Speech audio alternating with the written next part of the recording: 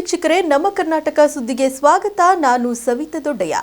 ತುಮಕೂರಿನಲ್ಲಿ ನಮ್ಮ ಕ್ಲಿನಿಕ್ಗೆ ಗುತ್ತಿಗೆ ಆಧಾರದ ಮೇಲೆ ನೇಮಕಗೊಳ್ಳಲು ಅರ್ಜಿ ಆಹ್ವಾನಿಸಿದ್ದು, ಇಂದು ಅರ್ಜಿ ಸಲ್ಲಿಸಲು ಸಾವಿರಾರು ಅಭ್ಯರ್ಥಿಗಳು ನಗರದ ಡಿಎಚ್ಒ ಕಚೇರಿ ಮುಂದೆ ಜಮಾವಣೆಗೊಂಡಿದ್ದರು. ಅರ್ಜಿ ಸಲ್ಲಿಸಲು ಇಂದು ಕೊನೆಯ ದಿನವಾಗಿದ್ದರಿಂದ ಹೆಚ್ಚಿನ ಸಂಖ್ಯೆಯಲ್ಲಿ ಅಭ್ಯರ್ಥಿಗಳು ಅರ್ಜಿ ಸಲ್ಲಿಸಿದರು.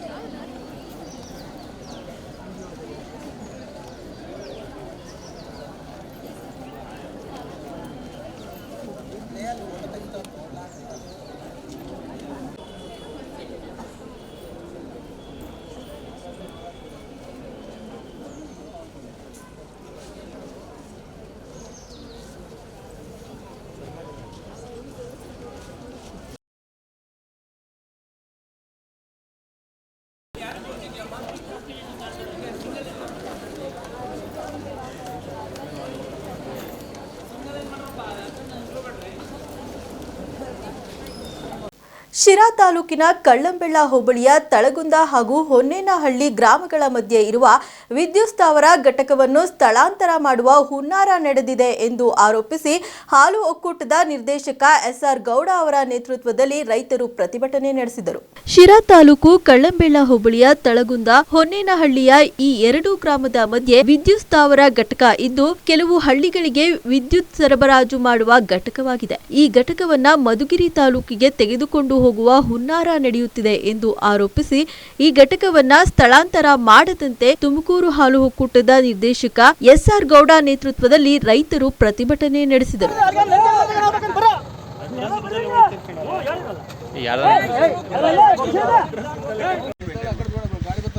ಕರೆಂಟ್ಗಳಿಲ್ದ ಒಂದು ಫೀಡ್ನಾಗೆ ಇತ್ತ ಅರ್ಧಕ್ಕೆ 5 ಅವರು ಮತ್ತೆ ಅದನ್ನ ಎತ್ತಿಕ್ಕಿ 5 ಅವರು ಅಲ್ಲಿ ಒಬ್ಬ ಲೈನ್ ಮ್ಯಾನ್ ಕಾವಲು ಹಾಕಿ ಅವನು ಯಾರನ್ನ ಇನ್ನೊಬ್ಬ ರೈತ ಅದನ್ನ ಹಾಕ್ಬಿಟ್ಟ ಅಂತೇಳ್ಬಿಟ್ಟು 5 ಅವರ್ ಕೊಟ್ಟಿರ್ತಕ್ಕಂಥದ್ದು ಈ ಮೊನ್ನೆ ಹಿಂದಿನ ಬೇಸಿಗೆ ಇಷ್ಟೊಂದು ನೋವು ತಿಂದಿದ್ದೀವಿ ನಾವೆಲ್ಲರೂ ಕೂಡ. ಅಪರೂಪಕ್ಕೇನ ಇವತ್ತು ನಮ್ಮ ಸಬ್ಸ್ಟೇಷನ್ ಒಂದು ಆಗೈತಿ. ಇಲ್ಲಿ ಆಗಿರೋದು ಅಲ್ಲೇ ಪಕ್ಕದಾಗ 2 ಕಿಲೋಮೀಟರ್ ವ್ಯಾಪ್ತಿನಲ್ಲಿ ಇನ್ನೂ ಕೂಡ ಇದು ಓವರ್ಲೋಡ್ ಅಂತ ಹೇಳ್ಬಿಟ್ಟು ನ್ಯಾಗರ ಸ್ಟೇಷನ್ನಿಂದ ಹೊಡಿತಾ ಇದ್ದಾರೆ.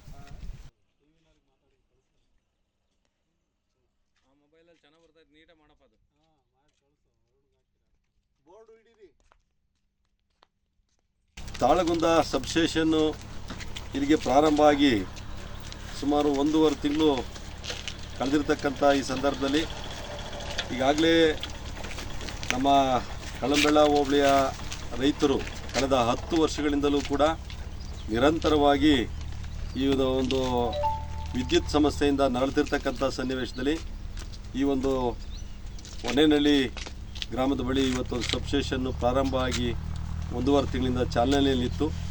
ಈಗಾಗಲೇ ಇಲ್ಲಿಂದ ಈ ಭಾಗದಿಂದ ಏನು ಬಡವನಹಳ್ಳಿಗೆ ಮಧುಗಿರಿ ತಾಲೂಕಿಗೆ ಇಲ್ಲಿಗೆ ಕರೆಂಟನ್ನು ತೆಗೆದುಕೊಂಡು ಹೋಗೋದಕ್ಕೆ ಸಂಬಂಧಪಟ್ಟಂಥ ಇಲಾಖಾ ಅಧಿಕಾರಿಗಳು ಈಗಾಗಲೇ ಕ್ರಮವನ್ನು ಕೈಗೊಂಡು ಕಂಬವನ್ನು ನಿಲ್ಲಿಸ್ತಾ ಇರತಕ್ಕಂಥ ಸನ್ನಿವೇಶದಲ್ಲಿ ಈ ಒಂದು ಭಾಗದ ಎಲ್ಲ ನಮ್ಮ ರೈತರುಗಳು ಇವತ್ತು ಈ ಒಂದು ಸ್ಟೇಷನ್ ಮುಂಭಾಗ ಧರಣಿ ಸತ್ಯಾಗ್ರಹ ಮಾಡ್ತಾ ಯಾವುದೇ ಕಾರಣಕ್ಕೂ ಕೂಡ ಈ ಒಂದು ಸಬ್ಸ್ಟೇಷನ್ನಿಂದ ಬಡವನಹಳ್ಳಿ ಭಾಗದಕ್ಕೆ ನಾವು ವಿದ್ಯುತ್ತನ್ನು ಕೊಡೋದಕ್ಕೆ ಸಾಧ್ಯ ಆಗೋದಿಲ್ಲ. ಯಾಕೆಂದರೆ ಈಗಾಗಲೇ ಇಲ್ಲೇ ಕೂಡ ಈ ಭಾಗದ ರೈತರು ಕೂಡ ಇವತ್ತು ಕೂಡ ಸರಿಯಾದ ರೀತಿಯಲ್ಲಿ ವಿದ್ಯುತ್ತು ಸರಬರಾಜು ಆಗ್ತಾ ಇಲ್ಲ.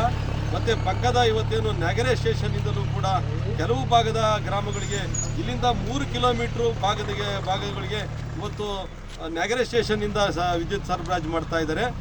ಮತ್ತು ಈಗ ಹೊನ್ನೇನಹಳ್ಳಿ ಗ್ರಾಮದಿಂದ 8 ಕಿಲೋಮೀಟ್ರ್ ದೂರ 8ರಿಂದ 10 ಕಿಲೋಮೀಟ್ರ್ ದೂರಕ್ಕೆ ಇಲ್ಲಿಂದ ವಿದ್ಯುತ್ತನ್ನು ತಗೊಂಡು ಹೋಗ್ತಕ್ಕಂಥ ಪ್ರಕ್ರಿಯೆಯನ್ನು ಮಾಡ್ತಾ ಇದ್ದಾರೆ.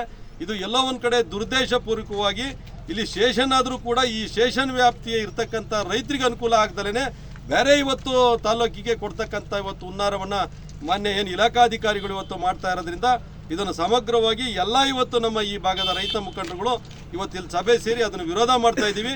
ಯಾವುದೇ ಕಾರಣಕ್ಕೂ ಕೂಡ ಈ ಸಬ್ಸ್ಟೇಷನ್ನಿಂದ ನಾವು ನಮ್ಮ ಭಾಗಕ್ಕೆ ಈ ವಿದ್ಯುತ್ತನ್ನು ಕೊಡ್ತಕ್ಕಂಥ ವ್ಯವಸ್ಥೆ ಆಗಲಿ. ಯಾಕೆಂದರೆ ಈ ಭಾಗದಲ್ಲೇ ಇವತ್ತು ಬೇರೆ ಬೇರೆ ಸಬ್ಸ್ಟೇಷನ್ಗಳಿಂದ ಕರೆಂಟನ್ನು ಕೊಡ್ತಾ ಇದ್ದಾರೆ. ಇಲ್ಲಿ ಓವರ್ಲೋಡ್ ಆಗಿರೋದ್ರಿಂದ ಅಂಥದ್ದು ಇಲ್ಲಿಂದ ತಗೊಂಡೋಗಿ 15 ಕಿಲೋಮೀಟರ್ ದೂರ ಕೊಡ್ತಕ್ಕಂಥ ವ್ಯವಸ್ಥೆಯನ್ನು ನಾವು ಯಾವುದೇ ಕಾರಣಕ್ಕೂ ಒಪ್ಪೋದಿಲ್ಲ. ಆದ್ದರಿಂದ ನಮ್ಮ ಎಲ್ಲ ರೈತ ಬಾಂಧವರು ಇವತ್ತು ನಾವು ಇದನ್ನು ವಿರೋಧ ಮಾಡ್ತಾ ಇದ್ದೀವಿ. ಇಲ್ಲಿಂದ ಏನಾದರೂ ಕೂಡ ವಿದ್ಯುತ್ತನ್ನು ಆ ಕಡೆ ಕೊಡೋಂಥ ಪ್ರಯತ್ನ ತಾವು ಮಾಡಿದರೆ ಆದರೆ ನಿಜಕ್ಕೆ ಅದಕ್ಕೆ ಸೂಕ್ತವಾದಂಥ ಉತ್ತರವನ್ನು ನಾವು ಕೊಡಬೇಕಾಗ್ತದೆ. ಮತ್ತು ಈ ಭಾಗದ ನಮ್ಮ ಏನು ಶಾಸಕರಿಗೂ ಕೂಡ ಇದ್ರ ಬಗ್ಗೆ ನಾವು ಮನವಿಯನ್ನು ನಾವು ಕೊಡಬೇಕಾಗ್ತದೆ. ಅವರು ಕೂಡ ಇದರ ಜೊತೆಯಲ್ಲಿ ನಾವು ಕರೆದು ಇದನ್ನು ತಡೆ ಹಿಡಿತಕ್ಕಂಥ ಪ್ರಯತ್ನವನ್ನು ಮಾಡ್ತೀವಿ. ಕೂಡಲೇ ಇಲಾಖಾ ಅಧಿಕಾರಿಗಳು ಅದನ್ನು ನಿಲ್ಲಿಸಬೇಕು ಮತ್ತು ಯಾವುದೇ ಸಂದರ್ಭದಲ್ಲೂ ಕೂಡ ಈ ಪ್ರಕ್ರಿಯೆ ಆಗಬಾರ್ದು ಎಂಬ ಮಾತನ್ನು ಈ ಸಂದರ್ಭದಲ್ಲಿ ನಾನು ಹೇಳೋದಕ್ಕೆ ಇಷ್ಟಪಡ್ತೀನಿ. ಕಾಂಗ್ರೆಸ್ ಅಧಿವೇಶನದ ಶತಮಾನೋತ್ಸವ ಅಂಗವಾಗಿ ಗಾಂಧೀಜಿಯವರ ವಿಚಾರಧಾರೆಯನ್ನು ಪ್ರಚಾರಪಡಿಸಲು ವರ್ಷಪೂರ್ತಿ ರಾಜ್ಯದೆಲ್ಲೆಡೆ ಕಾರ್ಯಕ್ರಮಗಳನ್ನು ಹಮ್ಮಿಕೊಳ್ಳಲಾಗಿದೆ ಎಂದು ಸಿಎಂ ಸಿದ್ದರಾಮಯ್ಯ ತಿಳಿಸಿದ್ದಾರೆ. 1924ರ ಕಾಂಗ್ರೆಸ್ ಅಧಿವೇಶನ ಶತಮಾನೋತ್ಸವದ ಆಚರಣೆ ಪೂರ್ವ ಸಿದ್ಧತೆಗಳ ಬಗ್ಗೆ ಪರಿಶೀಲನೆ ನಡೆಸಿ ಮಾಧ್ಯಮದವರೊಂದಿಗೆ ಮಾತನಾಡಿದ ಅವರು 1924ರಲ್ಲಿ ಮಹಾತ್ಮ ಗಾಂಧೀಜಿಯವರ ಅಧ್ಯಕ್ಷತೆಯಲ್ಲಿ ಬೆಳಗಾವಿಯಲ್ಲಿ ನಡೆದ ಕಾಂಗ್ರೆಸ್ ಅಧಿವೇಶನಕ್ಕೆ 100 ವರ್ಷ ಪೂರೈಸಿದ್ದು, ಆ ಪ್ರಯುಕ್ತ ಶತಮಾನೋತ್ಸವ ಆಚರಣೆಗೆ ಸಕಲ ಸಿದ್ಧತೆಗಳನ್ನು ಮಾಡಿಕೊಂಡಿದ್ದೇವೆ. ಇಂದು ಕಾಂಗ್ರೆಸ್ ಕಾರ್ಯಕಾರಿ ಸಮಿತಿ ಸಭೆ ಸುವರ್ಣಸೌಧದ ಪಕ್ಕದಲ್ಲಿ ಗಾಂಧೀಜಿಯವರ ಪ್ರತಿಮೆ ಅನಾವರಣಗೊಳಿಸಿ ಡಿಸೆಂಬರ್ 27ರಂದು ಸಾರ್ವಜನಿಕ ಸಭೆ ಏರ್ಪಡಿಸಲಾಗಿದೆ. ಬದಲಾವಣೆ ನಿರಂತರವಾದ ಪ್ರಕ್ರಿಯೆ. 100 ವರ್ಷಗಳ ಹಿಂದಿದ್ದ ಪರಿಸ್ಥಿತಿ ಈಗಿಲ್ಲ. ರಾಜಕೀಯ ಬದಲಾವಣೆ ಹಾಗೂ ಬೆಳವಣಿಗೆಗಳು ಆಗುತ್ತಿರುತ್ತದೆ ಎಂದು ಸಿಎಂ ಸಿದ್ದರಾಮಯ್ಯ ತಿಳಿಸಿದ್ದಾರೆ. ಈ ವೇಳೆ ಡಿಸಿಎಂ ಡಿಕೆ ಶಿವಕುಮಾರ್ ಹಾಗೂ ಗೃಹ ಸಚಿವ ಡಾಕ್ಟರ್ ಜಿ ಪರಮೇಶ್ವರ್ ಕೂಡ ಪೂರ್ವಭಾವಿ ಸಭೆಯಲ್ಲಿ ಭಾಗಿಯಾಗಿ ಮಾಧ್ಯಮಗಳಿಗೆ ಮಾಹಿತಿ ನೀಡಿದ್ದಾರೆ. ಕಾಂಗ್ರೆಸ್ ಅಧಿವೇಶನದ 100 ವರ್ಷಗಳು 1924 ಬೆಳಗಾವಿಯಲ್ಲಿ ಕಾಂಗ್ರೆಸ್ ಅಧಿವೇಶನ ನಡೆದಿತ್ತು. ಅದರ 100 ವರ್ಷಗಳಾಗಿದ್ದಾವೆ. ಶತಮಾನೋತ್ಸವವನ್ನು ಆಚರಣೆ ಮಾಡ್ತಾ ಇದ್ದೀವಿ. 26 ಮತ್ತು 26ನೇ ತಾರೀಕು 3 ಗಂಟೆಗೆ ಎಕ್ಸ್ಟೆಂಡೆಡ್ ವರ್ಕಿಂಗ್ ಕಮಿಟಿ ಮೀಟಿಂಗ್ ಇದೆ. ಮತ್ತೆ 27 ಬೆಳಿಗ್ಗೆ ಮಹಾತ್ಮ ಗಾಂಧೀಜಿಯವರ ಪ್ರತಿಮೆ ಅನಾವರಣ ಇದೆ. ಸುವರ್ಣಸೌಧದ ಪಕ್ಕದಲ್ಲಿ ಪ್ರತಿಮೆ ಅನಾವರಣ ಆಗಿದೆ. ಆಮೇಲೆ ಅದಾದ್ಮೇಲೆ public meeting, working committee meeting, ಇಲ್ಲಿ ಅಧಿವೇಶನ ನಡೆದಿತ್ತು. ಅದೇ ಜಾಗದಲ್ಲಿ ಗಾಂಧೀಜಿಯವರ ವಿಚಾರವಾಗಿ ವರ್ಷಪೂರ್ತಿ ಕಾರ್ಯಕ್ರಮ ಹಮ್ಮಿಕೊಂಡಿದ್ದೀವಿ. ಅದನ್ನು ಎಲ್ಲ ರಾಜ್ಯದ ತುಂಬೆಲ್ಲ ಆಚರಣೆ ಮಾಡ್ತೀವಿ. Congress history is country's history. Congress has kept this country united. Whenever Congress is in power or not in power, it takes care of every section of the society. 100 years back on this day at 3 p.m., Mahatma Gandhiji was being elected as the Congress president.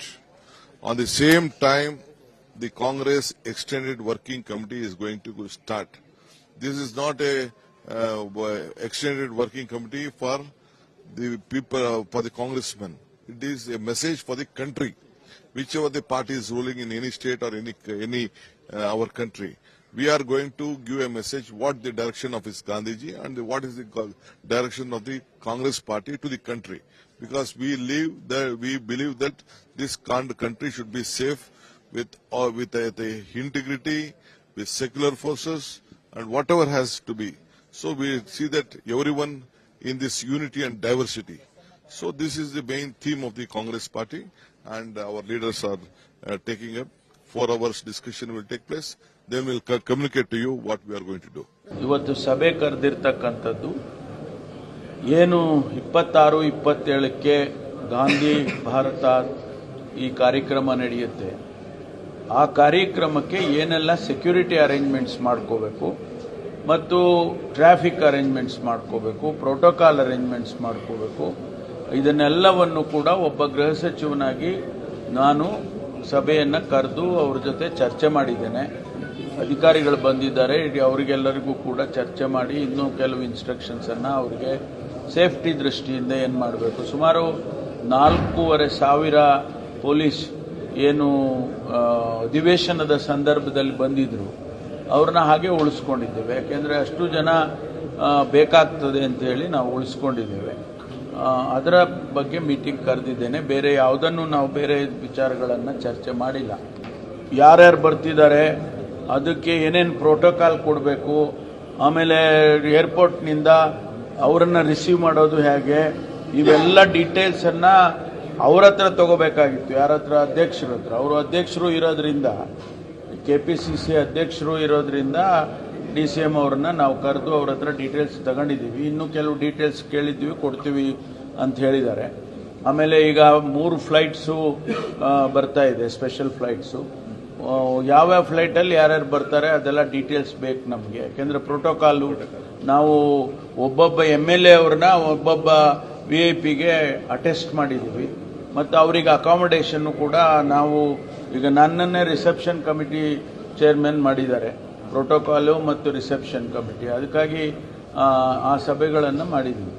ಬೆಳಗಾವಿಯಲ್ಲಿ ಕಾಂಗ್ರೆಸ್ ಅಧಿವೇಶನದ ಶತಮಾನೋತ್ಸವ ವಿಚಾರಕ್ಕೆ ಪ್ರತಿಕ್ರಿಯಿಸಿದ ಕೇಂದ್ರ ಸಚಿವ HD Kumaraswamy ಅವರು ಮಹಾತ್ಮ ಗಾಂಧಿ ಹೆಸರಿನಲ್ಲಿ ಮಾಡುತ್ತಿರುವ ಬೆಳಗಾವಿ ಸಮಾವೇಶದಲ್ಲಿ ಆಧುನಿಕ ಗಾಂಧಿಗಳ ಕಟೌಟ್ಗಳೇ ರಾರಾಜಿಸುತ್ತಿದೆ ಎಂದು ವ್ಯಂಗ್ಯವಾಡಿದ್ದಾರೆ. ಜೆಪಿ ನಗರದ ತಮ್ಮ ನಿವಾಸದ ಬಳಿ ಇಂದು ಮಾಧ್ಯಮಗಳಿಗೆ ಪ್ರತಿಕ್ರಿಯೆ ನೀಡಿದ ಅವರು, ಗಾಂಧೀಜಿ ಅವರ ಹೆಸರಿನಲ್ಲಿ 1 ವರ್ಷದ ಕಾರ್ಯಕ್ರಮ ಮಾಡ್ತಾರಂತೆ ಈ ಸರ್ಕಾರ. ದೊಡ್ಡ ದೊಡ್ಡ ಆಕಾಶದೆತ್ತರಕ್ಕೆ ಕಟೌಟ್ಗಳನ್ನ ನೋಡಿದೆ. ಇವತ್ತು ಈ ರಾಜ್ಯ ಸರ್ಕಾರ ಮೃಗೀಯವಾಗಿ ನಡೆಸುತ್ತಿದ್ದಾರೆ. ಅಂತಹ ಕಾಂಗ್ರೆಸ್ನವರು ಗಾಂಧೀಜಿ ಸ್ಮರಣೆ ಮಾಡ್ತಾರಾ? ಇದರ ಬಗ್ಗೆ ಮುಂದೆ ಮಾತನಾಡೋಣ ಎಂದರು. ನನಗೆ ವಿಷಯಗಳು ಗೊತ್ತಿಲ್ಲ. ಇವತ್ತು ಅದಿಂಥದ್ದು ಗಾಂಧಿದು 100 ಶತಮಾನೋತ್ಸವದ ಕಾರ್ಯಕ್ರಮ ಅದ್ದೂರಿಯಾಗಿ ನಡೀತಾ ಇದೆ ಬೆಳಗಾವಿನಲ್ಲಿ. ಗಾಂಧೀಜಿಯವರ ಹೆಸರಿನಲ್ಲಿ ಏನೋ 1 ವರ್ಷದ ಕಾರ್ಯಕ್ರಮ ಬೇರೆ ಮಾಡ್ತಾರಂತೆ ಸರ್ಕಾರ. ನೋಡಿದೆ ಗಾಂಧೀಜಿ ಹೆಸರನ್ನ ಸ್ಮರಣೆ ಶತಮಾನೋತ್ಸವ, ಅವೆಂಥವು ಕಟೌಟ್ರ್ ಹಾಕಿರೋದು ನೋಡಿದ್ರೆ ಗಾಂಧಿ ಕಟೌಟ್ರೇ ಇಲ್ಲ ಅಲ್ಲಿ. ಕಟೌಟ್ರು ಈಗ ಆಧುನಿಕ ಗಾಂಧಿಗಳು ಇದೆ ಅಲ್ವೇ, ಆಧುನಿಕ ಗಾಂಧಿಗಳದು. ಆ ಗಾಂಧಿ ಕಟೌಟ್ರಿಲ್ಲ ಅಲ್ಲಿ. ಬಂದು ಶತಮಾನೋತ್ಸವ ಇವತ್ತೇನು ಆಚರಣೆ ಮಾಡ್ತಕ್ಕಂಥ ಗಾಂಧೀಜಿದು ಕಟೌಟ್ರು ಕಾಣಲಿಲ್ಲಪ್ಪ. ಅದಿಂತೂ ಪೇಪರ್ಗಳಲ್ಲಿ ಇವತ್ತು ಭಾಳ ದೊಡ್ಡ ದೊಡ್ಡ ಆಕಾಶದೆತ್ತರದ ಕಟೌಟ್ರುಗಳು ನೋಡಿದ್ನಪ್ಪ. ಇವರು ಇವತ್ತು ಈ ರಾಜ್ಯ ನಡೀತಾ ಇದೆಯಲ್ಲ ಮೃಗೀಯವಾದಂಥ ರೀತಿಯಲ್ಲಿ ಇವರು ಗಾಂಧಿ ಸ್ಮರಣೆ ಮಾಡಾರ. ಮುಂದೆ ಮಾತಾಡೋಣ. ಈಗ ಯಾಕೆ ಮೊಟ್ಟೆ ಎಸೆತ ಪ್ರಕರಣ ಸಂಬಂಧ ಬೆಂಗಳೂರಿನ KC ಜನರಲ್ ಆಸ್ಪತ್ರೆಗೆ ದಾಖಲಾಗಿದ್ದ ಬಿಜೆಪಿ ಶಾಸಕ ಮುನಿರತ್ನ ಆಸ್ಪತ್ರೆಯಿಂದ ಡಿಸ್ಚಾರ್ಜ್ ಆಗಿದ್ದು, ನನ್ನನ್ನು ಕೊಲ್ಲುವುದು ಖಚಿತ, ಮಹಿಳೆಯೊಬ್ಬರ ಕಾರಣದಿಂದ ನನ್ನನ್ನು ಕೊಲ್ಲುತ್ತಾರೆ ಎಂದು ಮುನಿರತ್ನ ಆರೋಪಿಸಿದ್ದಾರೆ. ನಿನ್ನೆ ಮಾಜಿ ಪ್ರಧಾನಿ ದಿವಂಗತ ವಾಜಪೇಯಿ ಜನ್ಮದಿನದ ಕಾರ್ಯಕ್ರಮಕ್ಕೆ ಹೋಗುವಾಗ ಮುನಿರತ್ನ ಮೇಲೆ ಮೊಟ್ಟೆ ಎಸೆಯಲಾಗಿತ್ತು. ಬಳಿಕ ಅವರನ್ನ ಚಿಕಿತ್ಸೆಗಾಗಿ KC ಜನರಲ್ ಆಸ್ಪತ್ರೆಗೆ ದಾಖಲಿಸಲಾಗಿತ್ತು. ಇದೀಗ ಅವರು ಆಸ್ಪತ್ರೆಯಿಂದ ಡಿಸ್ಚಾರ್ಜ್ ಆಗಿದ್ದಾರೆ. ಮುನಿರತ್ನ ದೂರು ಆಧರಿಸಿ ನಂದಿನಿ ಲೇಔಟ್ ಠಾಣೆಯಲ್ಲಿ ಪೊಲೀಸರು FIR ದಾಖಲಿಸಿದ್ದಾರೆ. ಈ ಪ್ರಕರಣ ರಾಜ್ಯ ರಾಜಕೀಯದಲ್ಲಿ ಬಿರುಗಾಳಿಯನ್ನೇ ಎಬ್ಬಿಸಿದ್ದು, ಮತ್ತೊಂದು ಸುತ್ತಿನ ಹೈಡ್ರಾಮಕ್ಕೆ ವೇದಿಕೆಯಾಗಿದೆ. ಸಚಿವೆಯನ್ನು ನಿಂದಿಸಿದ ಪ್ರಕರಣದಲ್ಲಿ ನನ್ನ ಮೇಲೆ ಹತ್ಯೆ ಯತ್ನ ನಡೆದಿತ್ತು ಎಂದು CT ರವಿ ದೊಡ್ಡ ಆರೋಪ ಮಾಡಿದ್ರು. ಇದೀಗ ಮುನಿರತ್ನ ಕೂಡ ಪೊಲೀಸರು ಇಲ್ಲದಿದ್ದರೆ ನನ್ನ ಕೊಲೆ ಆಗುತ್ತಿತ್ತು ಎಂದು ಆರೋಪಿಸಿದ್ದಾರೆ.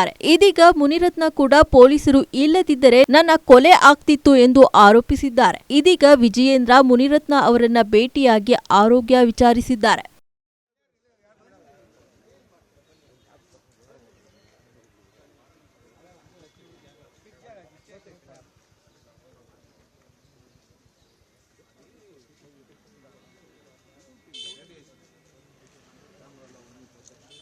ಕ್ರಿಸ್ಮಸ್ ಹಬ್ಬದ ಪ್ರಯುಕ್ತ ಚಿಕ್ಕನಾಯಕನಹಳ್ಳಿ ತಾಲೂಕಿನ ವಿದ್ಯಾನಗರದಲ್ಲಿರುವ ಅಮರಜ್ಯೋತಿ ಚರ್ಚ್ನಲ್ಲಿ ಕ್ರೈಸ್ತ ಬಾಂಧವರೆಲ್ಲ ಸೇರಿ ಕ್ರೈಸ್ತನ ಜನ್ಮದಿನ ಆಚರಿಸಿದರು. ಚರ್ಚ್ನ ಫಾದರ್ ಆದ ಹ್ಯಾರಿಸ್ ಅವರ ಅಧ್ಯಕ್ಷತೆಯಲ್ಲಿ ಕಾರ್ಯಕ್ರಮ ನಡೆಸಲಾಯಿತು. ಕಾರ್ಯಕ್ರಮದಲ್ಲಿ ಮಕ್ಕಳು ನೃತ್ಯ ಮಾಡುವ ಮೂಲಕ ಸಂಭ್ರಮಿಸಿದರು. ಈ ಸಂದರ್ಭದಲ್ಲಿ ತಾಲೂಕಿನ ಮಾಜಿ ಶಾಸಕರಾದ KS ಕಿರಣ್ ಕುಮಾರ್, ಹುಳಿಯಾರು ಬ್ಲಾಕ್ ಕಾಂಗ್ರೆಸ್ ಅಧ್ಯಕ್ಷ PT ಚಿಕ್ಕಣ್ಣ, ತಾಲೂಕು ಕಾಂಗ್ರೆಸ್ ಅಧ್ಯಕ್ಷರಾದ CD ಚಂದ್ರಶೇಖರ್, ನರಸಿಂಹಮೂರ್ತಿ, ಬೇವಿನಹಳ್ಳಿ ಚನ್ನಬಸವಯ್ಯ ಹಾಗೂ KG ಕೃಷ್ಣೇಗೌಡ ಭಾಗಿಯಾಗಿದ್ದರು. ಗುಣಗಳನ್ನು ಮೆಚ್ಚಿ ಅವರು ಹೇಳಿರ್ತಕ್ಕಂಥ ಏನು ಆದರ್ಶಗಳನ್ನು ಕೊಟ್ಟಿದ್ದಾರೆ ಅದನ್ನು ಅನುಸರಿಸ್ಕೊಂಡು ಹೋಗ್ತಕ್ಕಂಥ ಅನುಯಾಯಿಗಳ ಸಂಖ್ಯೆ ಹೆಚ್ಚಾಗಿದೆ. ಅವರೆಲ್ಲರಿಗೂ ಕೂಡ ಏನು 2024 ವರ್ಷ, ಇವತ್ತು ಇನ್ನೊಂದು ವಾರ ಹೋದರೆ 2025 ಶುರು ಆಗುತ್ತೆ. ಅದನ್ನೇನು ಹೇಳ್ತೀವಿ, ಕ್ರಿಸ್ತ ಶಕ ಅಂದರೆ ಕ್ರೈಸ್ತ ಮತದ ಅನುಯಾಯಿಗಳಿಗೆ ಅಲ್ಲ, ಎಲ್ಲರೂ ಕೂಡ ಅನಿಸಿರ್ತಕ್ಕಂಥ ಒಂದು ಕ್ಯಾಲೆಂಡರ್ನ ಕೊಟ್ಟಿರ್ತಕ್ಕಂಥದ್ದು, ಕ್ರೈಸ್ತರ ಜನ್ಮದಿನದ ಅಂಗವಾಗಿ ಮಾಡಿರ್ತಕ್ಕಂಥದ್ದು. ಅದಕ್ಕೆ ತಮಗೆಲ್ಲರಿಗೂ ಕೂಡ ಕ್ರಿಸ್ತ ಜಯಂತಿ ಹಾರ್ದಿಕ ಶುಭಾಶಯಗಳು. ಮತ್ತು ಇನ್ನೂ ಕೂಡ ಹ್ಯಾರಿಸ್ ಅವರಿಗೆ ಒಳ್ಳೆಯ ಬಲವನ್ನು ತಾವೆಲ್ಲ ತುಂಬಿದ್ದೀರಿ. ಅದೇ ರೀತಿ ಇನ್ನು ಹೆಚ್ಚಿನ ರೀತಿಯಲ್ಲಿ ಅವರಿಗೆ ಸಹಕಾರ ಕೊಡಬೇಕು ಅಂತ ಕೇಳಿಕೊಂಡು ಈ ಕಾರ್ಯಕ್ರಮಕ್ಕೆ ಆಗಮಿಸಿ ಈ ಕಾರ್ಯಕ್ರಮಕ್ಕೆ ಪಾಲ್ಗೊಳ್ಳಕ್ಕೆ ಅವಕಾಶ ಕೊಟ್ಟಿದ್ದಕ್ಕೆ ತಮಗೆಲ್ಲರಿಗೂ ಕೂಡ ನಾನು ಮಾತು ಮುಗಿಸ್ತೇನೆ. ನಮಸ್ಕಾರ.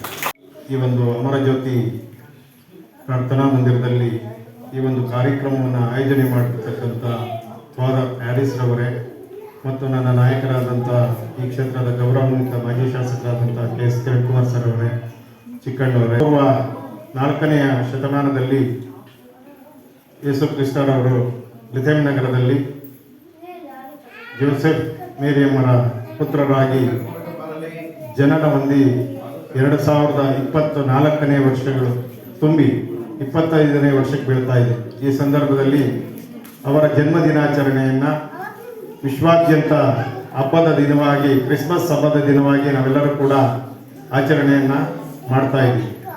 ಇಡೀ ವಿಶ್ವದಲ್ಲೇ ಒಂದು ಹಬ್ಬವನ್ನು ವಿಶೇಷವಾಗಿ ಆಚರಣೆ ಮಾಡ್ತಕ್ಕಂಥದ್ದು ಅಂದರೆ ಅದು ಕ್ರಿಸ್ತನ ಹುಟ್ಟದ ಹಬ್ಬವನ್ನು. ಅದಕ್ಕೆ ನಾವೆಲ್ಲರೂ ಕೂಡ ಅವರಿಗೆ ಆಭಾರಿಗಳಾಗಿರಬೇಕು. ಅವರು ನಮಗೆ ಒಂದು ಅಹಿಂಸಾ ತತ್ವವನ್ನು ನೀಡಿದಂಥವರು. ಶಿರಾನಗರದ ಸಾವಿರಾರು ಬಡ ಫಲಾನುಭವಿಗಳಿಗೆ ನಿವೇಶನ ಹಂಚಿಕೆ ಮಾಡುವ ಉದ್ದೇಶದಿಂದ ನಿವೇಶನ ವಿಂಗಡಣೆ ಕಾರ್ಯಕ್ರಮಕ್ಕೆ ಶಾಸಕ ಟಿವಿ ಜಯಚಂದ್ರ ಶಂಕುಸ್ಥಾಪನೆ ನೆರವೇರಿಸಿದರು. ಕಾರ್ಯಕ್ರಮದ ಅಧ್ಯಕ್ಷತೆಯನ್ನು ಶಿರಾ ನಗರಸಭೆ ಅಧ್ಯಕ್ಷ ಜಿಶಾನ್ ಮೊಹಮ್ಮದ್ ವಹಿಸಿದ್ದರು. ಈ ಸಂದರ್ಭದಲ್ಲಿ ನಗರಸಭೆ ಉಪಾಧ್ಯಕ್ಷ ಲಕ್ಷ್ಮೀಕಾಂತ್, ಸದಸ್ಯರಾದ ಅಜಯ್ ಕುಮಾರ್, ಮಹೇಶ್, ಧ್ರುವ ಕುಮಾರ್, ರಾಮಚಂದ್ರಪ್ಪ ಸೇರಿದಂತೆ ಹಲವಾರು ಮುಖಂಡರು ಉಪಸ್ಥಿತರಿದ್ದರು.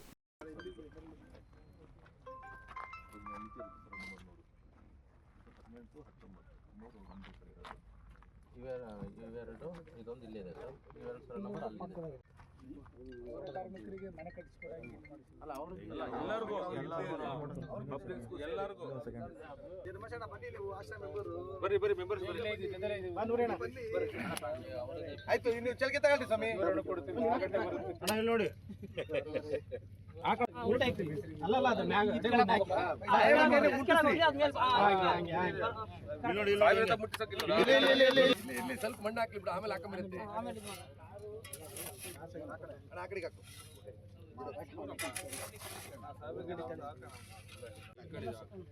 ಸರ್ ಈ ಕಡೆ, ಸರ್ ಈ ಕಡೆ ನೋಡಿ ಸರ್. ನೋ ಸರ್, ಸರ್ ಈ ಕಡೆ ಸರ್. ಸಾಹೇಬ್ರ ಮುಂದೆ ಕರೆ.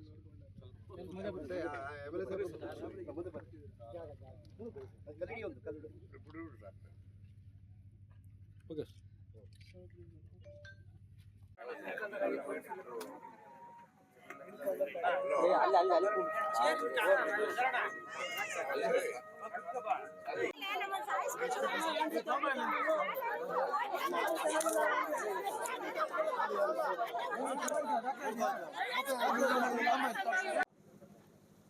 ಕಾರಣ ಅಂತ ಹೇಳಿದ್ರೆ, ಸಿರಾನಗರದಲ್ಲಿ ಎಲ್ಲಿ ನೋಡಿದ್ರು ಕೂಡ ನಿವೇಶನ ಇಲ್ಲ, ನಾವು ಉಳ್ಕೊಳಕ್ ಜಾಗ ಇಲ್ಲ, ಮನೆ ಇಲ್ಲ ಅಂತಕ್ಕಂಥದ್ದು ಸರ್ವೇ ಸಾಮಾನ್ಯವಾಗಿರ್ತಕ್ಕಂಥ ವಿಚಾರ. ಪ್ರತಿಯೊಬ್ಬರು ಕೂಡ ನಿವೇಶನ ಬೇಕು, ಮನೆಗಳು ಕಟ್ಟಬೇಕು ಅಂತಕ್ಕಂಥ ಅಭಿಲಾಷೆಯನ್ನ ವ್ಯಕ್ತಪಡಿಸ್ತಾ ಇದ್ರು. ಇದು ಇವತ್ತು ತೀರ್ಮಾನ ಮಾಡಿದ್ದಲ್ಲ. ಸುಮಾರು 10 ವರ್ಷದಿಂದ ಈ ಜಾಗಗಳನ್ನ ನಿವೇಶನ ಮಾಡಬೇಕು ಅನ್ನೋ ಕಾರಣಕ್ಕೋಸ್ಕರ ಇದು ನಾನು ಅವಾಗ ಮಂತ್ರಿ ಆಗಿದ್ದ ಸಂದರ್ಭದಲ್ಲಿ ಇದರ ಸಚಿವ ಸಂಪುಟಕ್ಕೆ ತೆಗೆದುಕೊಂಡು ಹೋಗಿ ಸಚಿವ ಸಂಪುಟದ ಅನುಮೋದನೆಯನ್ನ ಪಡೆದು ಇದನ್ನ ಭೂಮಿಯನ್ನ ವರ್ಗಾವಣೆ ಮಾಡ್ತಕ್ಕಂಥ ಕೆಲಸವನ್ನು ಮಾಡಿದೆ. ಅದು ಮಾಡಿ 10 ವರ್ಷ ಆಗಿದೆ. 10 ವರ್ಷ ಆದ್ಮೇಲೆ ಈಗ ನಿವೇಶನ ಮಾಡ್ತಕ್ಕಂಥ ಸಂದರ್ಭ ಇವತ್ತು ಒದಗಿ ಬಂದಿದೆ. ಈಗಾಗಲೇ ಭೂಮಿ ಪೂಜೆಯನ್ನ ನಾವೆಲ್ಲರೂ ಕೂಡ ಸೇರಿ ಮಾಡಿದ್ದೇವೆ. ಭೂಮಿ ಪೂಜೆ ಮಾಡಿದ್ರೆ ನಿವೇಶನಗಳನ್ನ ಮಾಡ್ತದೆ. ಸುಮಾರು 1700ಕ್ಕೂ ಹೆಚ್ಚು ನಿವೇಶನಗಳು ಈಗ ಈ ಭಾಗದಲ್ಲಿ ಆಗ್ತದೆ. ಅದರ ಎಲ್ಲೋ ಒಂದು ಕಡೆಗೆ ಇವತ್ತು ಸಾರ್ವಜನಿಕವಾಗಿ ಸಹಾಯ ಆಗ್ತಕ್ಕಂಥ ಕೆಲಸ ಆಗ್ತದೆ. ಆದ್ರೆ ಎಲ್ಲೋ ಒಂದು ಕಡೆಗೆ ಇದು ನಾವು ಅನಧಿಕೃತವಾಗಿ ವಾಸವಾಗಿದ್ವಿ, ನಾವು ಸಾಗ್ ಮಾಡ್ತಾ ಇದ್ವಿ, ನಮಗೆ ಭೂಮಿ ಬಿಡಿ ಅಂತಕ್ಕಂಥದ್ದು ಸರ್ವೇ ಸಾಮಾನ್ಯವಾಗಿರ್ತಕ್ಕಂಥ ವಿಚಾರ. ಆದ್ರೆ ಕಾನೂನು ಪ್ರಕಾರ ಯಾವುದೇ ರೀತಿಯಲ್ಲೂ ಕೂಡ ಬಡವರು ನಗರಸಭೆಗೆ ಎಲ್ಲರೂ ಅರ್ಜಿಯನ್ನು ಹಾಕಿದ್ದಾರೆ. ಸುಮಾರು 5 ರಿಂದ 6 ಸಾವಿರ ಅರ್ಜಿಗಳು ನಮ್ಮಲ್ಲಿ ಈಗಾಗಲೇ ಇದೆ. ಯಾವತ್ತು ನಿವೇಶನವನ್ನ ಕೊಡ್ತಾರೆ ಅಂತ ಹೇಳ್ಬಿಟ್ಟು ಜಾತಕ ಪಕ್ಷಿಯಂತೆ ಕಾಯ್ತಾ ಇದ್ರು. ಅದಕ್ಕೆ ಈಗ ಒಂದು ಕಾಲವನ್ನ ಕೂಡಿ ಬರ್ಲಿಕ್ಕೆ ನಮ್ಮ ಜಯಚಂದ್ರ ಸಾಹೇಬ್ರವರು ಕಾರಣೀಭೂತರಾಗಿದ್ದಾರೆ. ಯಾಕೆಂತಂದ್ರೆ ಅದಕ್ಕೆ ಕಾಯಕಲ್ಪವನ್ನ ಆ ದಿನನೇ ಕೊಟ್ಟಿದ್ರು. ಈ ದಿನ ಇವತ್ತು ಕಾರ್ಯರೂಪಕ್ಕೆ ತಂದು ಇವತ್ತು 3ನೇ ಸರ್ವೆ ನಂಬರ್ ನಲ್ಲಿ ಗುದ್ದಲಿ ಪೂಜೆ ಕಾರ್ಯಕ್ರಮವನ್ನ ಸೈಟ್ ಫಾರ್ಮೇಶನ್ ಮಾಡ್ಲಿಕ್ಕೆ ಗುದ್ದಲಿ ಪೂಜೆ ಕಾರ್ಯಕ್ರಮವನ್ನ ಈ ದಿನ ಸಾಹೇಬರ ಅಧ್ಯಕ್ಷತೆಯಲ್ಲಿ ನಾವೆಲ್ಲ ಇಟ್ಕೊಂಡಿದೀವಿ. ಮುಖ್ಯವಾಗಿ ಇಲ್ಲಿ 100ನೇ ಸರ್ವೆ ನಂಬರ್ ಅಲ್ಲಿ 9 ಎಕರೆ 31 ಗುಂಟೆ ಇದೆ. ನೆಕ್ಸ್ಟ್ 118 ಅಲ್ಲಿ 5 ಎಕರೆ 31 ಗುಂಟೆ ಜಾಗ ಇದೆ. ಕೂತ್ಕೊಳ್ಳಪ್ಪ. ಆಮೇಲೆ ನಿಮ್ದೇನು ಸಮಸ್ಯೆ ಇದ್ರೆ ಹೇಳ್ಬೋದು. ಕೂತ್ಕೊಳ್ಳಿ. ನೆಕ್ಸ್ಟ್ 119ರಲ್ಲಿ 10 ಎಕರೆ ಇದೆ. ಇದಲ್ದಲೆ ನೆಕ್ಸ್ಟ್ ಎಮ್ಮೆರಳ್ಳಿಯಲ್ಲಿ, ಮುಖ್ಯವಾಗಿ ಎಮ್ಮೆರಳ್ಳಿಯಲ್ಲಿ ಸುಮಾರು 90 ಎಕರೆ ಇದೆ. ರೈಲ್ವೆಗೆ ಒಂದು 10 ಎಕರೆ ಹೋಗುತ್ತೆ. ಅದ್ ಬಿಟ್ಟು ಉಳಿದಂತ ಎಲ್ಲರಿಗೂ ಸಹಿತ ಬಡವರಿಗೆ ನಿವೇಶನವನ್ನ ಹಂಚಲಿಕ್ಕೆ ತಯಾರಿಯನ್ನ ನಾವು ನಗರಸಭಾ ವತಿಯಿಂದ ಈಗಾಗಲೇ ಮಾಡ್ಕೊಂಡಿದೀವಿ. ದಯಮಾಡಿ ಅಲ್ಲಿ ಬನ್ನಿ, ಕುತ್ಕೊಂಡ್ ಬನ್ನಿ, ಎಲ್ಲ ಪ್ಲೀಸ್ ಬನ್ನಿ, ಕುತ್ಕೊಂಡ್ ಬನ್ನಿ ಸ್ಟಾಪ್. ಈಗೇನು ಎಲ್ಲರಿಗೂ ನಾವೀಗ ಟೆಂಡರ್ ನ ಕರೆದಿದೀವಿ, ವರ್ಕ್ ಆರ್ಡರ್ ಕೊಡ್ತಾ ಇದೀವಿ. ಈಗ ಸೈಟ್ ಫಾರ್ಮೇಶನ್ ಮಾಡಿ ನೆಕ್ಸ್ಟ್ ಬರ್ತಕ್ಕಂತ ಆಶ್ರಯ ಕಮಿಟಿ ಮೀಟಿಂಗ್ ಅಲ್ಲಿ ನೆಕ್ಸ್ಟ್ ಎಲ್ಲರನ್ನೂ ಸಹಿತ ಅದರಲ್ಲಿ ಜಿನೈನಿಟಿ ಚೆಕ್ ಮಾಡಿ ಆಶ್ರಯ ಕಮಿಟಿಯಲ್ಲಿ ಆಯ್ಕೆ ಮಾಡಿ ಅವ್ರಿಗೆಲ್ಲರಿಗೂ ಶೀಘ್ರದಲ್ಲಿನೇ ಒಂದು ದೊಡ್ಡದು ಸನ್ಮಾನ್ಯ CM ಅವ್ರನ್ನ ಕರೆಸ್ಬಿಟ್ಟು ಫಂಕ್ಷನ್ ಮಾಡ್ಬೇಕು ಅಂತ ಸಾಹೇಬರು ಅವರ ಮಹಾ ಆಸೆ ಇದೆ. ಅದನ್ನ ದಯಮಾಡಿ ತಾವೆಲ್ಲರೂ ಸಹಿತ ಈ ಕಾರ್ಯಕ್ರಮಕ್ಕೆ ಸಾಕ್ಷಿಭೂತರಾಗಿರ್ತಕ್ಕಂಥ JJ ಸಾಹೇಬ್ರವರು ಮಾತಾಡ್ಲಿಕ್ಕೆ ಕಾಯ್ತಾ ಇದ್ದಾರೆ. ಅವರು ಅರ್ಜೆಂಟ್ ಹೋಗ್ಬೇಕಾಗಿದೆ, ಅವರು ಮಾತಾಡ್ಲಿಕ್ಕೆ ಅಂತ ಕೇಳ್ಕೊತೇವೆ. ಬಂಗಾಳ ಕೊಲ್ಲಿಯಲ್ಲಿ ವಾಯುಭಾರ ಕುಸಿತದ ಹಿನ್ನೆಲೆಯಲ್ಲಿ ರಾಜ್ಯದ ಹಲವು ಜಿಲ್ಲೆಗಳಲ್ಲಿ ಇಂದಿನಿಂದ ಡಿಸೆಂಬರ್ 28ರವರೆಗೆ ಸಾಧಾರಣ ಮಳೆಯಾಗುವ ಸಾಧ್ಯತೆ ಇದೆ ಎಂದು ಹವಾಮಾನ ಇಲಾಖೆ ಮುನ್ಸೂಚನೆ ನೀಡಿದೆ. ತುಮಕೂರಿನಲ್ಲಿ ಭಾಗಶಃ ಮೋಡ ಕವಿದ ವಾತಾವರಣವಿದೆ. ರಾಜಧಾನಿ ಬೆಂಗಳೂರು ಸೇರಿದಂತೆ ರಾಜ್ಯದ ಹಲವು ಜಿಲ್ಲೆಗಳಲ್ಲಿ ನಿನ್ನೆಯಿಂದ ಮೋಡ ಕವಿದ ವಾತಾವರಣವಿದ್ದು ಅಲ್ಲಲ್ಲಿ ತುಂತುರು ಮಳೆಯಾಗುವ ಸಾಧ್ಯತೆ ಇದೆ. ಉಡುಪಿ, ಉತ್ತರ ಕನ್ನಡ, ದಕ್ಷಿಣ ಕನ್ನಡ, ಹಾಸನ, ಚಿಕ್ಕಮಗಳೂರು, ಮೈಸೂರು, ಮಂಡ್ಯ, ಕೊಡಗು, ಶಿವಮೊಗ್ಗ, ತುಮಕೂರು, ಚಿಕ್ಕಬಳ್ಳಾಪುರ, ಕೋಲಾರ, ಚಾಮರಾಜನಗರ, ರಾಮನಗರ, ವಿಜಯನಗರ, ಹಾವೇರಿ, ಗದಗ, ಧಾರವಾಡ, ಬೆಳಗಾವಿ, ಬಾಗಲಕೋಟೆ ಸೇರಿದಂತೆ 19 ಜಿಲ್ಲೆಗಳಲ್ಲಿ ಸಾಧಾರಣ ಮಳೆಯಾಗುವ ಸಾಧ್ಯತೆ ಇದೆ ಎಂದು ಹವಾಮಾನ ಇಲಾಖೆ ಮಾಹಿತಿ ನೀಡಿದೆ. ರಾಜ್ಯದಲ್ಲಿ ಚಳಿ ಪ್ರಮಾಣ ಕಡಿಮೆ ಇದೆ.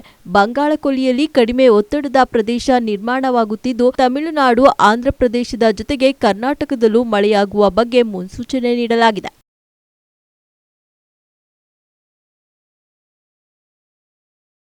ಕನ್ನಡ ಇಂಡಸ್ಟ್ರಿ ಈಗ ಅನಾಥವಾಗಿದೆ ಎಂದು ವಕೀಲ ಬಿಗ್ ಬಾಸ್ ಸ್ಪರ್ಧಿ ಜಗದೀಶ್ ಕುಮಾರ್ ಬೆಂಗಳೂರಿನ ರವೀಂದ್ರ ಕಲಾಕ್ಷೇತ್ರದಲ್ಲಿ ನಡೆದ ಸಮಾರಂಭದಲ್ಲಿ ಶಾಕಿಂಗ್ ಹೇಳಿಕೆ ನೀಡಿದ್ದಾರೆ. ಬೆಂಗಳೂರು ನಗರದ ಕೆಂಗೇರಿಯಲ್ಲಿರುವ ರವೀಂದ್ರ ಕಲಾಕ್ಷೇತ್ರದಲ್ಲಿ ಕನ್ನಡ ಫಿಲ್ಮ್ ಚೇಂಬರ್ ವತಿಯಿಂದ ರಾಜ್ಯ ಮಟ್ಟದ ಕನ್ನಡ ರಾಜ್ಯೋತ್ಸವ ಪುರಸ್ಕೃತರಿಗೆ ನಡೆದ ಸನ್ಮಾನ ಕಾರ್ಯಕ್ರಮದಲ್ಲಿ ಮಾತನಾಡಿದ ಅವರು, ದೊಡ್ಡಮನೆಯ ಶಿವಣ್ಣ ವಿದೇಶದಲ್ಲಿ ಚಿಕಿತ್ಸೆ ಪಡೆಯುತ್ತಿದ್ದಾರೆ. ಅವರಿಗೆ ಆರೋಗ್ಯದ ಸಮಸ್ಯೆ ಇದೆ. ಚಿತ್ರೋದ್ಯಮದ ದೀಪ ಪುನೀತ್ ಈಗ ನಮ್ಮ ಜೊತೆಯಲ್ಲಿ ಇಲ್ಲ. ದರ್ಶನ್ ಒಳ್ಳೆಯ ನಟ, ಆದರೆ ಜೈಲು ಪಾಲಾಗಿ ಈಗ ಸಂಕಷ್ಟದಲ್ಲಿ ಇದ್ದಾರೆ. ಆಂಧ್ರಪ್ರದೇಶ, ತಮಿಳುನಾಡು, ಕೇರಳ, ಮಹಾರಾಷ್ಟ್ರಕ್ಕಿಂತ ನಮ್ಮ ಕರ್ನಾಟಕದ ಕಲಾವಿದರು ದೊಡ್ಡ ಮಟ್ಟಕ್ಕೆ ಬೆಳೆದು ನಿಂತಿದ್ದಾರೆ. ಆದರೆ ಹಿರಿಯ ಕಲಾವಿದರು ಇಲ್ಲದೆ ಒಗ್ಗಟ್ಟಿನ ಸಮಸ್ಯೆ ಸೃಷ್ಟಿಯಾಗಿದೆ. ಬಿಗ್ ಬಾಸ್ಗೆ ಹೋಗಿ ಬಂದ ಮೇಲೆ ಕನ್ನಡ ಇಂಡಸ್ಟ್ರಿ ಮೇಲೆ ನನಗೆ ಜಾಸ್ತಿ ಲವ್ ಆಗೋಗಿದೆ. ಕನ್ನಡ ಇಂಡಸ್ಟ್ರಿ ಎತ್ತರದಲ್ಲಿ ಬೆಳೆಯಲು ಯುವ ಕಲಾವಿದರ ಪಾತ್ರ ಬಹುಮುಖ್ಯ. ಕೊರಟಗೆರೆಯ ಯುವ ನಿರ್ದೇಶಕ ನಿರ್ಮಾಪಕ ಟೈಗರ್ ನಾಗ್ ಅಡವಿ ಚಿತ್ರದಲ್ಲಿ ಒಂದು ಚಿಕ್ಕ ಪಾತ್ರ ನೀಡಿದ್ರು. ಅದರಿಂದ ನನಗೂ ಕಲಾವಿದನಾಗಬೇಕು ಅನ್ನೋ ಆಸೆ ಹುಟ್ಟಿತು. ಕನ್ನಡ ಫಿಲ್ಮ್ ಇಂಡಸ್ಟ್ರಿಗೆ ನೂತನ ಪ್ರೊಡಕ್ಷನ್ ಅವಶ್ಯಕತೆ ಇದೆ. ಕನ್ನಡ ಫಿಲ್ಮ್ ಇಂಡಸ್ಟ್ರಿ ಟೈಗರ್ ನಾಗ್ ಅವರಿಗೆ ರಾಜ್ಯೋತ್ಸವ ಪ್ರಶಸ್ತಿ ನೀಡಿ ಗೌರವಿಸಿದೆ. ಇವರು ಚಲನಚಿತ್ರ ಕ್ಷೇತ್ರದಲ್ಲಿ ತೊಡಗಿಕೊಂಡು ಸಾಮಾಜಿಕ ಸೇವೆ ಹಾಗೂ ಹೋರಾಟಗಳಲ್ಲಿ ತೊಡಗಿಸಿಕೊಂಡಿರುವುದನ್ನ ಪರಿಗಣಿಸಿ ಬೆಂಗಳೂರಿನ ರವೀಂದ್ರ ಕಲಾಕ್ಷೇತ್ರದಲ್ಲಿ ನಡೆದ ಸಮಾರಂಭದಲ್ಲಿ ರಾಜ್ಯ ಪ್ರಶಸ್ತಿ ನೀಡಿ ಗೌರವಿಸಲಾಗಿದೆ.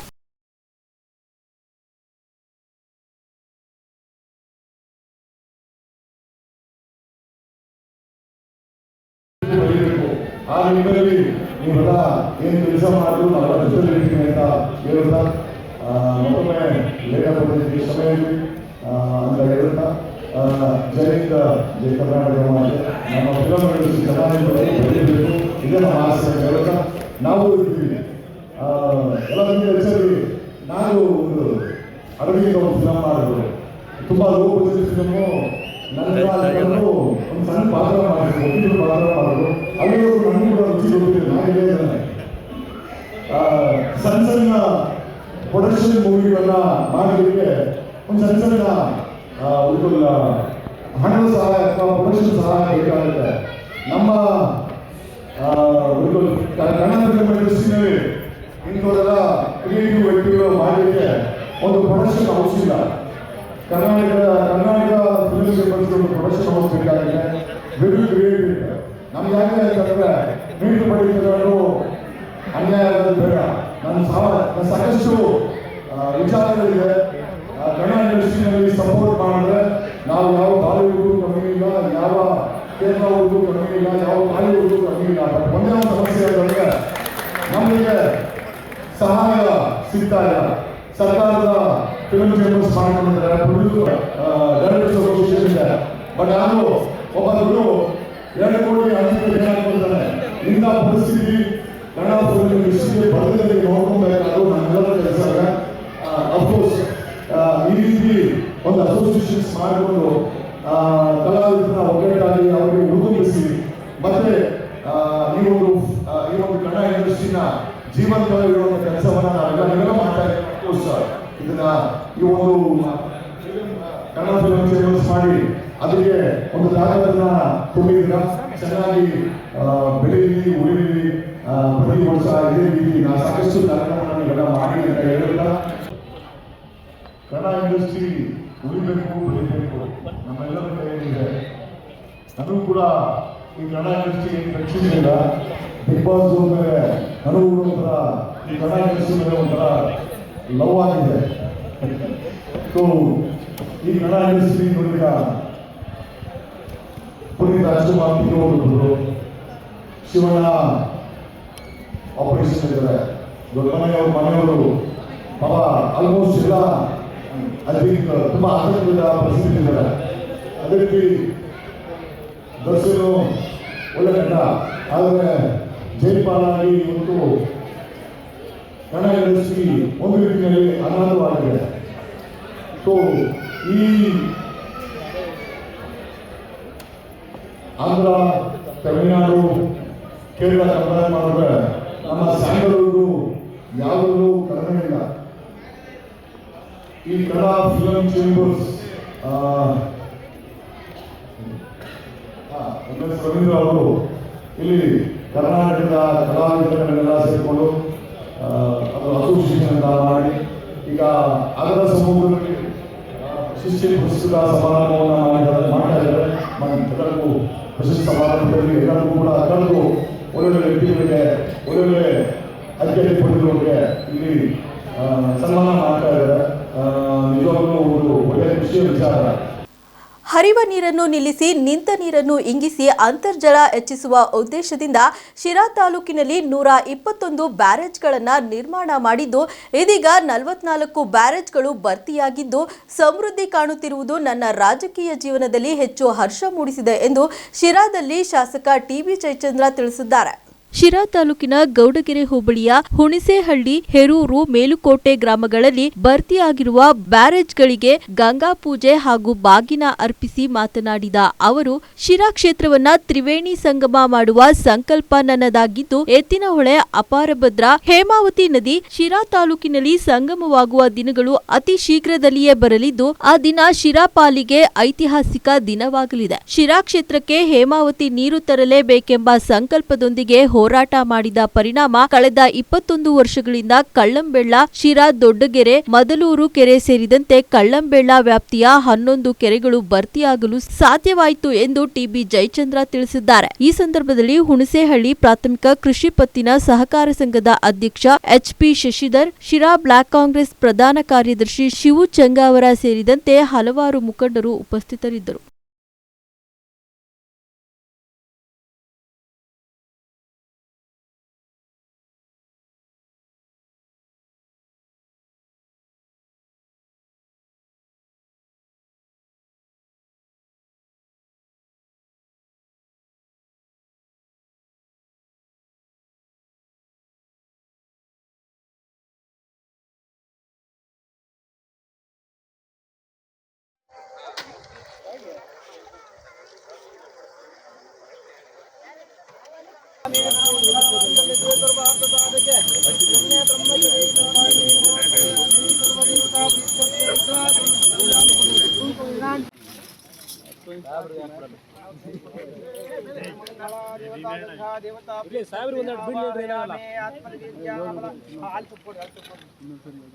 ಇನ್ನೊಂದ್ಸಲ ಯೋಗ ಬರ್ತೈತೆ. आप्यायस्मत्समेत देविस्वमरुष्ण्यम्भो वैसङ्गते भागिनदानमृताम्बूलं कामानप्रिञ्जर्तेन भागिनदानस्यास्यादे चरित्राजुर्पयामि गौरी देवता भागिनदानमृताम्बूलं कामानप्रिञ्जर्तेन अवाहयामि स्थापयामि पूजयामि गंगा परमे देवता अल्त बिडसि आप्यायस्मत्समेत देविस्वमरुष्ण्यम्भो वैसङ्गते गोक्षीरोदकेन स्थापयामि गंगा देवता चर्तेन विग्रहाजुर्पयामि गंगा देवता आप्यायस्मत्समेत देविस्वमरुष्ण्यम्भो वैसङ्गते गंगा देवताभ्यो नमो नमः समर्पयामि क्षीरोवर्धतेन ನಿಂತ್ಕೊಳ್ಳಿ ಅಣ್ಣ ಇವತ್ತು ಇಲ್ಲಿ ಸನ್ಮಾನ ಮಾಡ್ತಾ ಇದೀವಿ ಅದಕ್ಕೆ.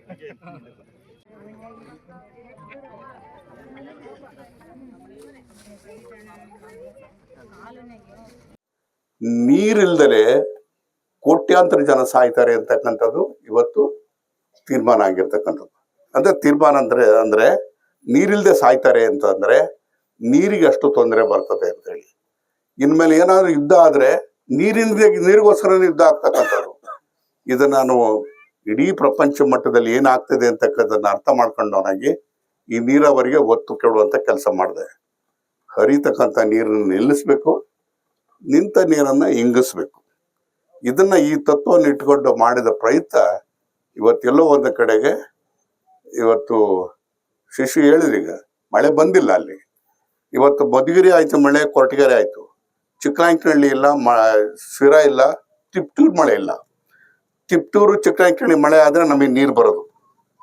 ಈ ವ್ಯಾಲಿಗೆ ನೀರು ಬರ್ಬೇಕು ಅಂತ ಅಲ್ಲೇ ಬರ್ಬೇಕಾಗಿತ್ತು, ಆದ್ರೆ ಅಲ್ಲೂ ಮಳೆ ಇಲ್ಲ. ಇಂಥ ಸಂದರ್ಭದಲ್ಲಿ ಇವತ್ತು ಹೇಮಾವತಿ ನಮಗಿರ್ತಕ್ಕಂಥದ್ದು ಕೇವಲ 11 ಕೆರೆಗಳು ಮಾತ್ರ. ಇವತ್ತು 30 ಕೆರೆಗಳು ತುಂಬಿದೆ, 45 ಬ್ಯಾರೇಜ್ಗಳು ಇಂಥವು 45 ಬ್ಯಾರೇಜ್ಗಳು ತುಂಬಿದಾವೆ. ಅಂದ್ರೆ ಇವತ್ತು ಮಳೆ ಇಲ್ದಿದ್ರು ಕೂಡ, ಬಾರದೇ ಇದ್ರು ಕೂಡ ಇವತ್ತು ಹೇಮಾವತಿ ನೀರು ಬಂದು ಇವತ್ತು ನಮ್ಮನ್ನ ಜೀವವನ್ನು ಉಳಿಸ್ತಕ್ಕಂಥ ಕೆಲಸವನ್ನಾಗಿದೆ. ಅದು ನನಗೆ ತಂದಿರ್ತಕ್ಕಂಥ ತೃಪ್ತಿ. ಕಳೆದ 20 ವರ್ಷದಿಂದ ನೀರು ಬರ್ತಾ ಇದೆ. ಇದು 21ನೇ ವರ್ಷದಲ್ಲಿ ಇಂಥ ಅಂದ್ರೆ ಮಳೆ ಇಲ್ದಂತ ಸಂದರ್ಭದಲ್ಲೂ ಕೂಡ ನಮ್ಗೆ ಹೇಮಾವತಿ ಬಂದು ಇವತ್ತು ನಮ್ಮ ಜೀವನ ಉಳಿಸುವಂತ ಕೆಲಸವನ್ನು ಮಾಡಿರ್ತಕ್ಕಂಥದ್ದು ನನಗೆ ಅತ್ಯಂತ ಸಂತೋಷ ತಂದಿದೆ. ಇಷ್ಟಿತ್ತು ಈ ಹೊತ್ತಿನ ಸುದ್ದಿ ಮತ್ತು ಮನೋರಂಜನೆಗಾಗಿ ನೋಡ್ತಾ ಇರಿ ನಮ್ಮ ಕರ್ನಾಟಕ ಟಿವಿ. ಇದು ಕನ್ನಡಿಗರ ಭರವಸೆ.